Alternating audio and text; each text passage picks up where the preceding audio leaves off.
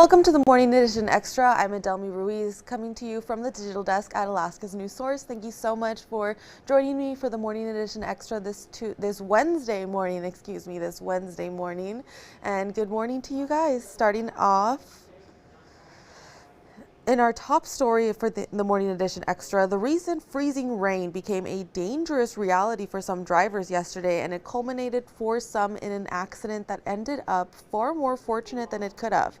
A Matsuburo school bus run by Durham School Services lost traction on the ice, slid off the road, and landed on its side. Take a look at these photos from a neighborhood in Wasilla. The district says 9 elementary students were on board when it happened. We spoke to a woman who captured these images.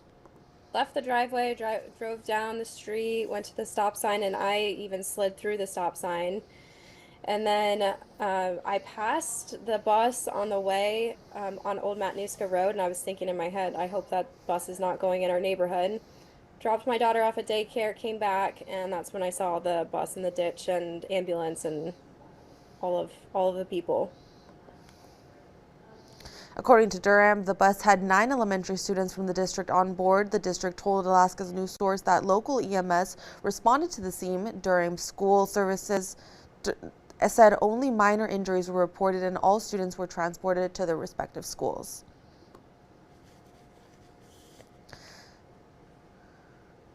And deputy fire marshals say a 39-year-old Fairbanks woman has died after intentionally setting her own home on fire. She has been identified as Alicia Anderson. The Steve's Volunteer Fire Department arrived on Whistling Swan Drive around 2 in the morning to find the cabin fully engulfed. Firefighters found Anderson's remains inside. Investigators confirmed she owned the property and started the fire. Her body was sent to the state medical examiner for autopsy, and her family has been notified.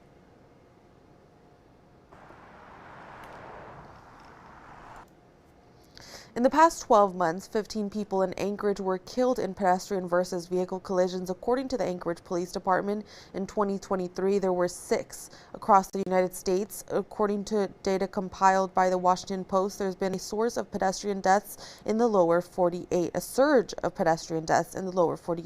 Alaska state data shows 19% of all fatalities on our roadways happen when someone was walking or biking. Additionally, there are Alaska-specific problems such as snowy roads, dark clothing, and drugs and alcohol. You can read the full story online on our website right now.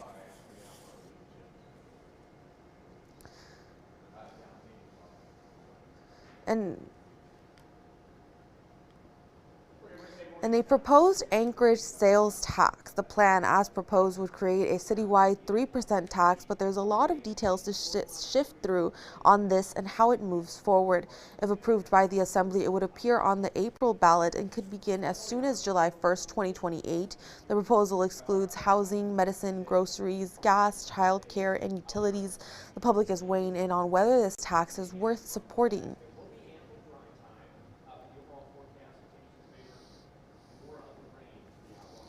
At the meeting last night, there were about double the amount of people in attendance as usual. Many of them were there to speak on the proposed sales tax. The tax revenue would be earmarked for housing and child care initiatives, infrastructure, and public safety, and is also meant to lower property taxes for residents in Anchorage, which has been the primary source of funding for the municipality of Anchorage. Now, this was the first public hearing for the proposal, and plenty of people showed up to talk about it. Notably, the candidate for Alaska Governor Treg Taylor was in attendance to speak on it as well. I think anytime you're going to increase taxes, you better have a pretty good reason for it. Anchorage families have had to tighten their fiscal belt for many years now. The municipality has failed to do that. They have runaway spending, they have a runaway budget, and instead of trying to control that, they're going to pass the buck on to the Anchorage taxpayer, which I think is an injustice. I strongly support this ordinance. I strongly support the things we need for the city to run it in the right way. 24 years in law enforcement, I totally and completely support more money being used for public safety in the city. Thank you so much. The city says the tax would bring in at least $148 million a year. You can follow this story as it continues to develop on alaskasnewssource.com. And here joining us now for the Morning Edition Extra is meteorologist Aaron Morrison, who's going to give us a rundown over what our day is going to look like as we have more first alerts to be aware about. Aaron. We do have a first alert weather day for the interior. This is for Fairbanks and the interior as we've got some snow moving in. Now the single day snowfall for Fairbanks this year has been 3 inches, and we have that potential that we could exceed that, which is why we do have that first alert weather day. And then, of course, later this week we are going to be tapping into some of those colder conditions for Fairbanks and surrounding locations. So we're waking up to some light snow, a fresh coating of that snow that has been with us. Those temperatures already sitting in the lower 20s, with the winds remaining fairly calm, and we are going to continue to hold on to some of that snow throughout the mid-morning and early afternoon hours before it does taper off. Now, snow for the most part is gripping areas of the central interior and locations north and west of Fairbanks. This is where we're going to see that potential for some of the greatest chances for accumulation, where storm totals could amount to about 8 inches. So areas north and west of Fairbanks could see up to 8 inches total storm accumulation before the system comes to an end. And as you head from Fairbanks south, up to 3 inches will be possible, although Fairbanks could see some locally heavier amounts. Now, this comes as that system out towards the Aleutians continues to funnel in more of that moisture. We get that moisture moving in from the southwest. That frontal system to the north is dropping to the southeast. So as these two interact, that's going to shift that moisture to the southeast, and that's going to allow for that colder air that's locked in place to the north to steadily drop south across the rest of the state. And as that does, it's going to erode away that cloud deck, and it is going to lead to more sunshine and even colder weather that's going to take hold for the interior. So currently seeing those temperatures in the single digits, teens and 20s. We've got some scattered showers, snow showers that are sticking around. And again, most of that is through the central interior. Some of the coldest conditions we're going to see is out towards Fort Yukon and Birch Creek later this week. But as far as what we're going to begin to see here over the next couple of days, that snow through the interior, again, that will gradually come to an end today as that colder weather to the north seeps in across the state. That's going to lead to drier conditions, more sunshine to be reported. And then as we close out this week and welcome in the weekend, our storm motion stays well to our south. The Aleutians, the Gulf Coast region, as well as southeast will continue to hold on to some of that wetter weather pattern. But as far as mainland Alaska, we'll largely stay on the dry side, and we may actually stay on the dry side for 1 to 2 weeks. As we continue to favor this Arctic air that's going to settle in across the state. So again, some of the heaviest snowfall will fall north and west of Fairbanks. This is going to amount to about 8 inches of storm total accumulation, but on average, we could see about 1 to 2 additional inches with some locally heavier amounts through the remainder of today before that winter weather advisory does expire, which comes to an end at 3 p.m. So temperatures today will steadily drop back into the teens, if not single digits, by 7 p.m. So by the time you head home this evening for the interior, you will begin to see some of those colder conditions settling in. Even colder weather by week's end. Another first alert weather day Friday. This comes as we are expected to see some of the coldest air of the season. Now, typically, Fairbanks has already seen those overnight lows dropping down near -20 and afternoon highs still well below zero, but is a bit later this year than what we typically see, which is why we're first alerting you for this weekend and into next week as that cold weather settles in, and it will likely stick around for some time with drier weather to be expected. Overnight lows anywhere from 20 to 40 below. All right, thank you, Aaron. Mom and pop pharmacies can... And independent pharmacies that have been serving our local communities for decades are facing turbulent times. With giants like CVS and Walgreens dominating the industry, there are fears what their takeover means for underserved communities. This week on Listening to America, National Correspondent Peter Zampa is in Nebraska, speaking with one man on the front lines of this battle. Mom and pop pharmacies can be difficult to find these days. But in rural communities, like this one here in Hemingford, Nebraska, they provide an essential service. Now, their fight for survival involves many issues, but chief among them, pharmacy benefit managers, the middlemen negotiating drug pricing. Honestly, I pray a lot. I'm not lying about that. Dave Randolph opened Dave's Pharmacy over a decade ago. Have a good day. You too. Thank you. With 2 locations and no chain pharmacies for miles, his pharmacies, his stores, fixtures in the community. You see them when they're babies, and then you see them when they graduate. I love that aspect, and it's worth fighting for. Dave says the fight is getting harder, with PBMs not reimbursing what they should be. Every day, we fill prescriptions at a loss to take care of people. And I appeal to the PBMs. Hey, you didn't pay me on this drug. And in 11 years, one of the PBMs, I've had no reversals to say, we'll give you more money.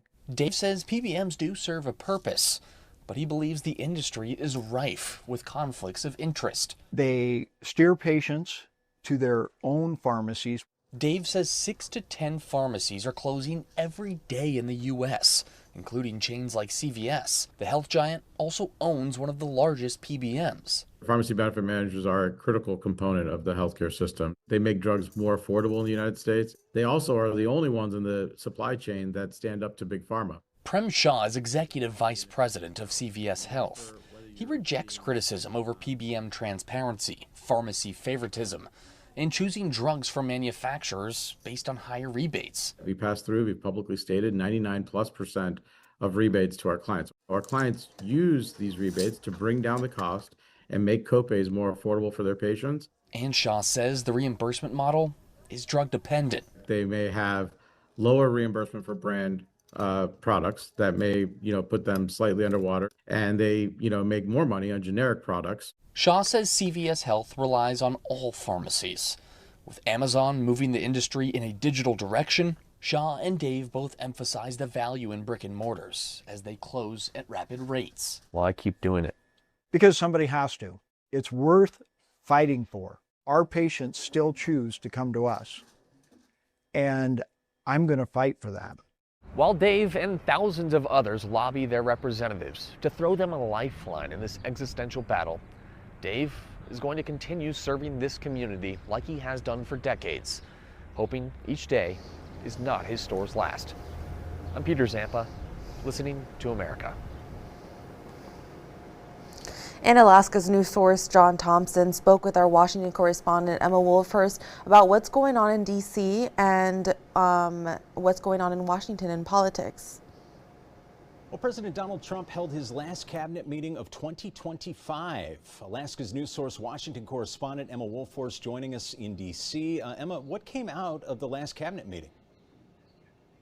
Well, John, quite a lot. This lasted for more than 2 hours. And the president talked a lot about the economy, which he's done a lot recently. And he talked about what he says is a historic $18 trillion in investments coming into the U.S. since he took over the White House. He also discussed who he wants to succeed Federal Reserve Chair Jerome Powell after his term expires in May. And the president says his administration will rebuild Dulles International Airport in Virginia, close to the nation's capital. Trump ended on immigration, which he's been talking a lot about, especially after the shooting of those 2 National Guard soldiers last week. He said yesterday he doesn't want Somali immigrants in the U.S. He said, quote, "They contribute nothing. I don't want them in our country," end quote. So a lot of different topics discussed at this final cabinet meeting of the year. Defense Secretary Pete Hegseth under fire, a second strike on an alleged drug smuggling boat in the Caribbean back in September. What did Pete Hegseth say, and how is Congress responding? Hegseth defended the second strike, John, and he said he didn't see any survivors in the water when that second strike was ordered in September. And he said this is because of the quote unquote fog of war. Hegseth also said he watched the first strike as it happened, but didn't stick around for the remainder of the mission, adding the admiral in charge here made the right call. And the Trump administration said Monday that person who was in charge is Navy Vice Admiral Frank Bradley, and he's expected to give lawmakers a classified briefing on this Thursday. There are multiple bipartisan congressional investigations going on now after widespread scrutiny from lawmakers, and now a bipartisan group of senators say they will file what's called a war powers resolution to try to check President Trump's ability to use military force if the U.S. strikes Venezuela. President Trump, during that cabinet meeting yesterday, said that there could possibly be land strikes in Venezuela, in addition to what's been going on with these boats in the Caribbean. Oh, Emma, the man accused of shooting 2 National Guard soldiers near the White House last week appeared for the first time in court, or I should say before a judge. He was from his hospital bed. Can you tell us what happened? Yeah, Ramanala Lochinwal pled not guilty to first-degree murder and assault charges, and the 29-year-old Afghan national made that appearance, as you said, not in court physically, and that's because he was also shot last Wednesday in this altercation. U.S. Attorney Jeanine Pirro called this an ambush-style shooting. 20-year-old specialist Sarah Beckstrom was killed, and 24-year-old Staff Sergeant Andrew Wolf is still in critical condition. Both of them were deployed to D.C. with the West Virginia National Guard. Now, President Trump called this shooting a terrorist attack. He says he wants to permanently pause migration from quote-unquote third world countries and expel millions of immigrants from the U.S. Lochinwal is to be held without bond. Pirro says a preliminary hearing in his case will take place January 14th. All right, Emma, and finally, there's a special election taking place in Tennessee that has some national eyes on it. What is this race, and why are people watching the results so closely? Well, John, Tennessee voters showed up to the polls yesterday to choose the next representative for the 7th U.S. House District. And this special election was called after Republican Representative Mark Green resigned this summer.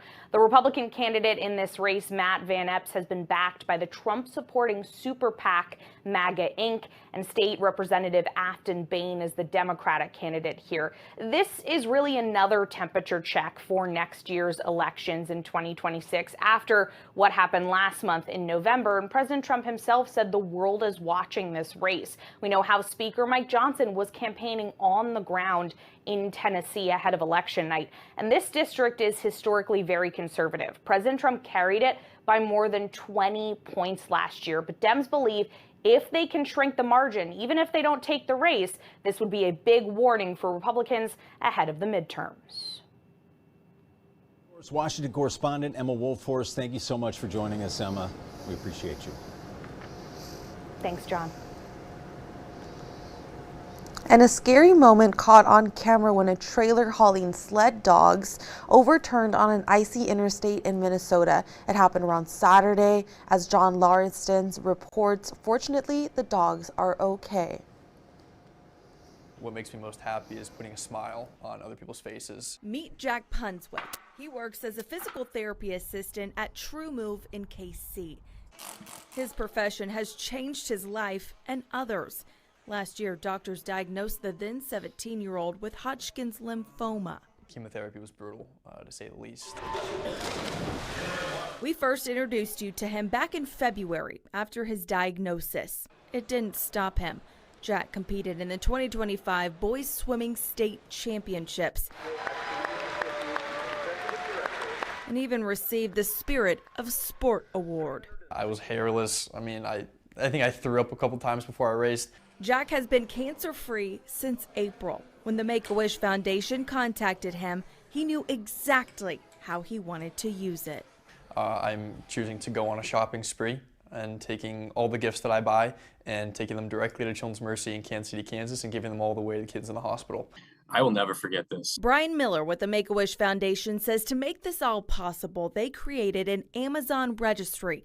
You can see it here. It includes toys, games, art kits, and comfort items. This is something that truly does warm your heart, lifts your spirits, and it provides, just hope for humanity. Jack spent last year's holidays in the hospital, so he knows firsthand how emotional, long, and tough those days can be. I think through this Make-A-Wish and delivering joy and hope, not just gifts, but delivering the joy and hope would make a lot of families' lives better.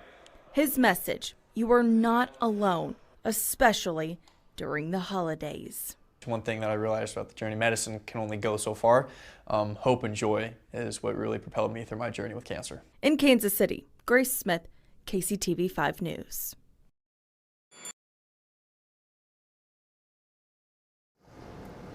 And that was Grace Smith introducing us to a Kansas teen who is spreading hope and happiness to children in hospitals. Jack credits the safety boxes in the trailer and wrong notes, I'm sorry.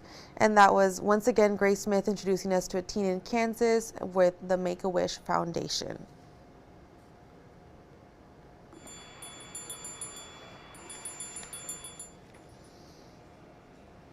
That familiar sound of jingle bells is ringing through stores across Alaska. The Salvation Army's Red Kettle campaign is underway, raising money to help Alaskans this holiday season. Every dollar stays local to support charities such as the McKinnell House Shelter, Meals on Wheels, food pantries, substance use rehabilitation programs, and more. Volunteers are needed to ring bells across town, and organizers say the demand is up this year because of rising costs and job losses. We have started off with a bang this year. We got to start a week early. Thankful to the Fred Meyers for allowing us to ring earlier this year, so it gives us a little boost. We still have some challenges down the road of fundraising because it's going to be a hard season with all the needs that are out there, so that's why we're out here a little early this year.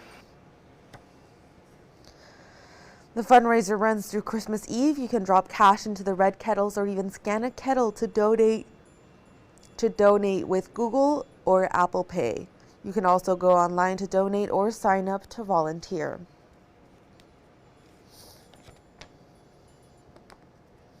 And the Iditarod is about 3 months out, and today, this morning, we're looking back at how far the race has come. Jace Bertrand spoke with a musher from the very first Iditarod 54 years ago, and to see how sled dog care has changed over the decades. These hyper-Alaskan Huskies have become a staple of the last great race on Earth. However, the breed of dogs who compete today are different from the ones Rod Perry ran in the inaugural Iditarod. In the old days, when we first began to race and dogs had not been bred specifically for the contest, their coats were very wolf-like. So those old Huskies, when they were bedded down to sleep, just curl up, put their big thick tail over their nose, back to the wind, and that thick double coat would keep them just fine. The dogs would evolve as mushers used them for competitive purposes. Over time, as the dogs were bred, along with being bred for more speed and endurance and all these wonderful qualities that our Huskies exhibit today, a lot of the coat was spread out of those dogs. Special jackets were developed to keep the dogs warm in sub conditions, but could be taken off. Also, the use of hay bedding for animal comfort has become common at checkpoints. At first, we really didn't require anything for the dogs to bed down on, but if we were in forested country, we would try to cut some spruce boughs and give them little spruce bough beds. As Iditarod continues to grow, so do the concepts for keeping man's best friend comfortable on the trail. I've wondered about how I might have trained my old dogs to lie on a blanket. Maybe some would catch onto it, maybe some wouldn't. It'd be a lot lighter than carrying straw bales. Whether the dogs would like them as much as they like straw, I don't know. Jace Bertrand, Alaska's news source.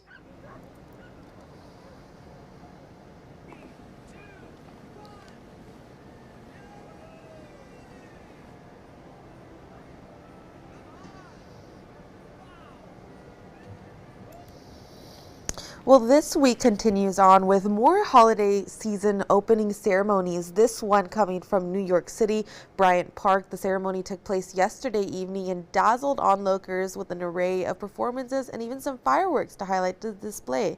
Performances included actor and chef David Burtka, Tony Award winner Matt Doyle, and several skating performances by Olympian and U.S. champion Mariah Bell. Olympic team members and bronze medalist partners Caitlin Hawiak and Jean-Luc Baker, Canadian champion Kaya Reuter, Olympic team member Emmanuel Savary, and several groups.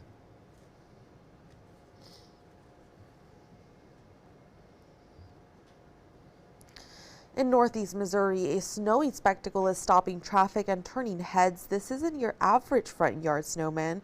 Known as Bob, it towers over the neighborhood at a whopping 17 feet 2 inches tall, with the base With the base measuring 27 feet around, Bob was built in Kirksville by a small army of family and neighbors. They spent nearly 3 hours stacking massive snowballs, filling in the gaps, and hoisting everything into place. The crew used tall ladders and even a truck to assemble the giant and topped him off with a 50-gallon trash can for a hat.